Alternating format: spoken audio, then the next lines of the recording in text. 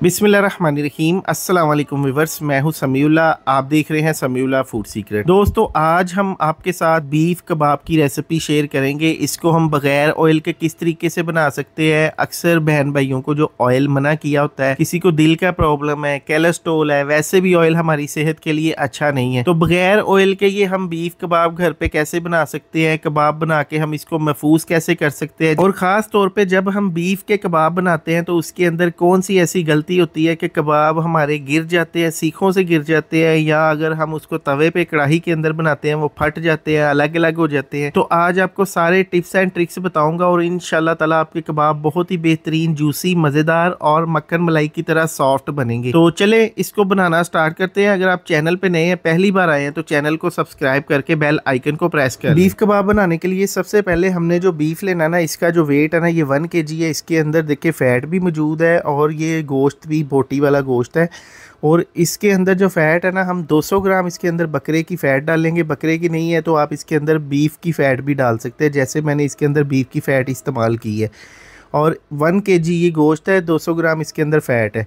तो अब सबसे पहले हमने इसकी कटिंग कर लेनी है। अगर तो हम इसको घर पे बना रहे हैं तो इसकी फ़ैट की पहले कटिंग कर लेंगे इस तरह से, ताकि जब हम इसको चॉपर में डालें तो चॉपर को कोई प्रॉब्लम ना हो, क्योंकि घर के जो चॉपर होते हैं ना वो इतने ज़्यादा हैवी नहीं होते।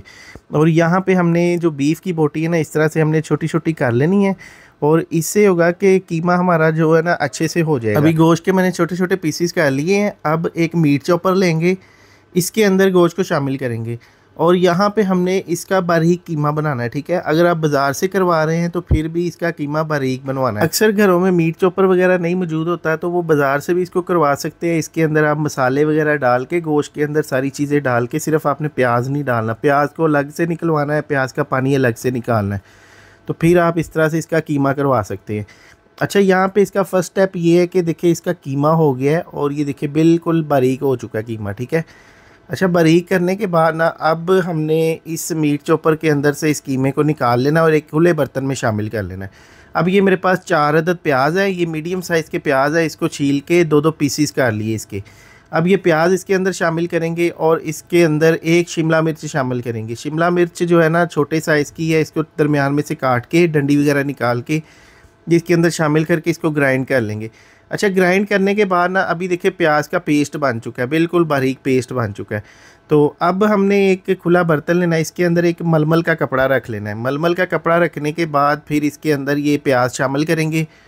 अब यहाँ पे हमने ये प्याज का जो पानी है ना ये निकालना है, क्योंकि जब कबाब, अगर हम सीख वाले कबाब बना रहे हैं या तवे वाले कबाब बना रहे हैं, उसके अंदर अगर तो वो पानी होगा ना तो कबाब टूट जाते हैं, वो सही नहीं बनते। तो पहले इसका पानी अच्छी तरह निकाल लेंगे, फिर हम कबाबों के अंदर ना ये प्याज शामिल करेंगे। अक्सर ऐसा होता है कि प्याज उसके अंदर हम कम भी डालते हैं, लेकिन पानी होता है तो पानी की वजह से कबाब फट जाते हैं, सीखों से नीचे गिर जाते हैं, टूट जाते हैं। तो इसके अंदर हम ज़्यादा प्याज भी डाल देंगे ना, लेकिन पानी निकाला होगा तो कबाब हमारा ख़राब नहीं होगा, टूटेगा नहीं बिल्कुल भी। अच्छा, ये देखिए पानी इसका निकल चुका है। अभी यहाँ पे मेरे पास कोई 7 से 8 सब्ज़ मिर्चें हैं, कोई 8 से 10 जवे लहसुन के हैं, 1 इंच का टुकड़ा अदरक का है। अदरक मेरा फ्रीज़र में पड़ा था इसलिए आपको जमा हुआ नज़र आ रहा है। तो इसको भी मीट चॉपर में डालेंगे और इसको ग्राइंड कर देंगे। अच्छा, इसको ग्राइंड करने के बाद ना ये बिल्कुल बारीक चॉप हो जाएगा सारा कुछ, ये देखिए इस तरह से। क्योंकि कबाब के अंदर ना जो ये मसाला होता है ना, इसी तरह का होना चाहिए, दरदरा सा चॉप होना चाहिए। फिर इसके अंदर हम कीमा शामिल करेंगे। ये देखिए कीमा शामिल करने के बाद ना हमने इसको ग्राइंड कर लेना अच्छी तरह से। जो दूसरा बाकी का कीमा बचा है उसको भी अच्छी तरह बारीक करके फिर इसके अंदर शामिल करेंगे। तो कीमा हमारा बिल्कुल देखिए बारीक हो चुका है। अभी सारे कीमे को मिक्स कर देंगे, मसाले वाला और अलग। ये दोनों कीमे मैंने पहले ग्राइंड कर लिए।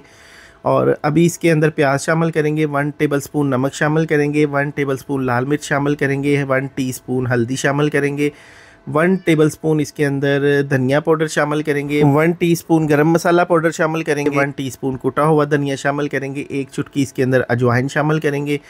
यहाँ पे इसके अंदर अनारदाना शामिल करेंगे 1 टेबलस्पून, और 2 से 3 टेबलस्पून इसके अंदर सब्ज़ धनिए के पत्ते शामिल करेंगे छोटे छोटे करके। अब इस कीमे को हमने यहाँ पे अच्छी तरह मिक्स कर देना है। अब यहाँ पे बहुत अहम स्टेप है कि यहाँ पे हमने ना जब भी बीफ का कीमा बना रहे हैं ना, तो उसको अच्छी तरह से हाथ के साथ इस तरह से देखिए दबाते जाना है, और ये देखिए इस तरह बस करते जाना है। और इससे ही होगा कि इसके अंदर ना एक रेशे बनते हैं, जब वो रेशे बनते हैं, कीमा हमारा बिल्कुल नरम हो जाता है, तो कबाब हमारा गिरने का चांसेस नहीं होता, फटने का कोई चांस नहीं होता। ये देखिए, ये बिल्कुल कीमा देखिए रेशेदार हो चुका है।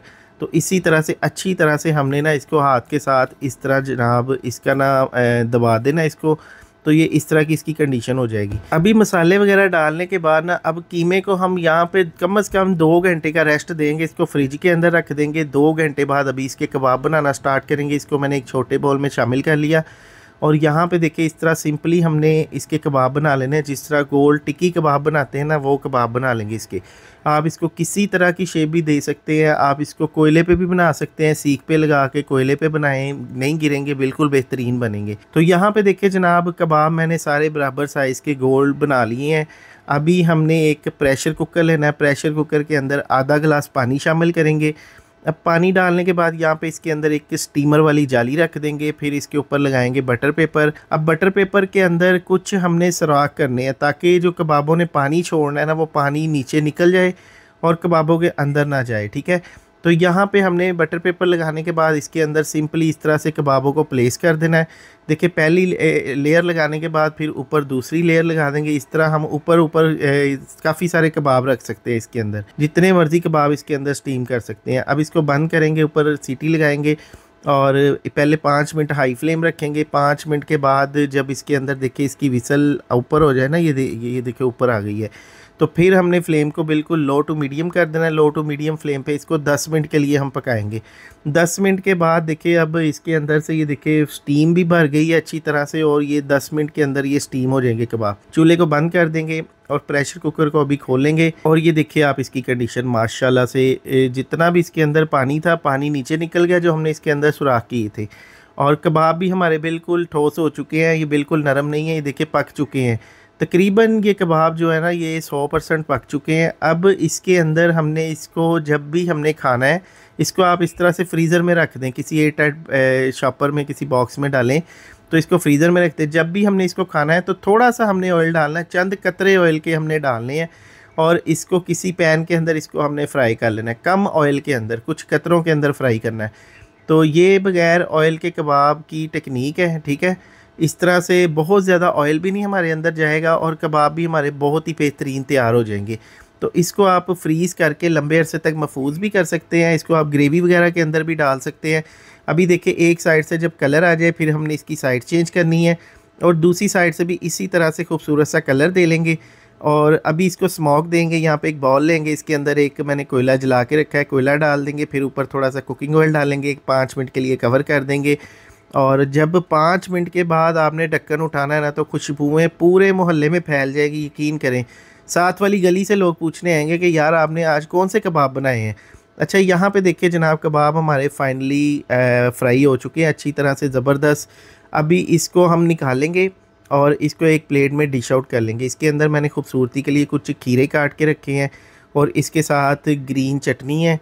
तो दोस्तों ये थी आज की हमारी कबाब की वीडियो। आपको ये टेक्निक कैसी लगी कमेंट सेक्शन में ज़रूर बताइएगा। पिछली वीडियो का थैंक्स जाता है मोहम्मद जुनेद 73 राजस्थान से। आप भी इस वीडियो के नीचे कमेंट करके अपने कंट्री अपने सिटी का नाम लिखना मत भूलिएगा ताकि अगली वीडियो के अंदर हम आपको थैंक्स बोल सके। अपना बहुत सा ख्याल रखिएगा, दुआओं में याद रखिएगा। समीउल्लाह को दे इजाज़त। ईद रेसिपीज़ के लिए, रमज़ान रेसिपीज़ के लिए समीउल्लाह फूड सीक्रेट चैनल को सब्सक्राइब करें। शुक्रिया, अल्लाह हाफिज़।